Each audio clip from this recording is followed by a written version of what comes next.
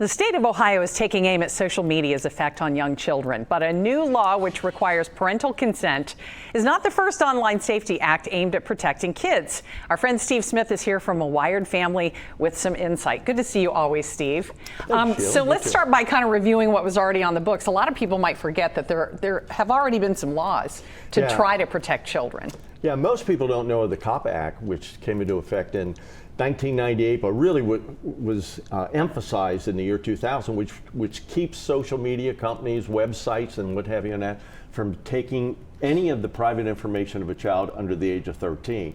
The issue they had is, how do you verify that a child is 13? And it was suggested about 5 or 6 years ago that 40% of the people that were on Instagram were under the age of 13. Because kids just fake the age. So that's a big part of the aim of this new law, that if you are going to allow your child under 13 to be on Instagram or Snapchat or whatever, you have a parent have to prove that you give consent, right? Yes, you absolutely have to. And and if I might just also suggest, the Jessica Logan Act was meant to protect people or children from being bullied at school, and it actually gave some powers to schools to be able to better manage it.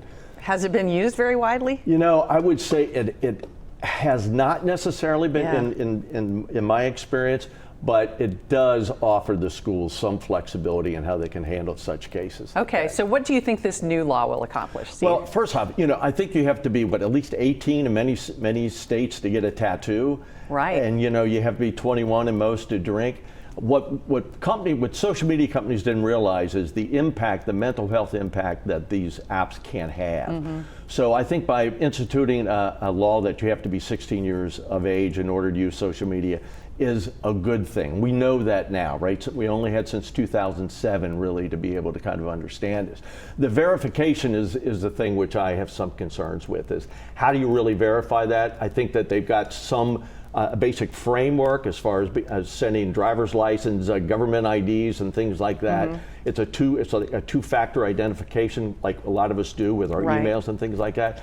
But I think that's going to be somewhat difficult to manage. And another component to it is this going to impact websites? We think of apps as what children are using. Children are also using websites, and many like of those, YouTube or Google or and every app almost is connected to a website. But I'm thinking of Omegle, Pornhub, and some of these things where the age verification is, are you 18? And you click yes, right? You just say yes, so I hope it impacts that as well. So will kids still find ways to get around this when we're talking specifically social media apps?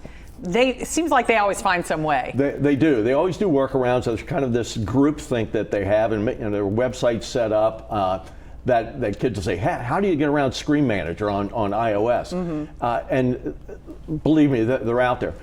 Two things which I think that the way these are going to be managed is through things like geofencing, and geofence just kind of marks off an area, geographic area, and you step outside that area, you're no longer impacted by it. So in a tri-state, you could go over to northern Kentucky, if Kentucky's not part of the plan, you can register for it. And in my view, once you're registered for it, you're in, right? Even when you come back into Ohio. Okay. You also it's almost like sports betting was. It's exactly like sports betting. Yeah, that's what made me think of it. Like if you lived in Kentucky, you had to come across the river to place a bet on the Bengals or whatever. Same thing.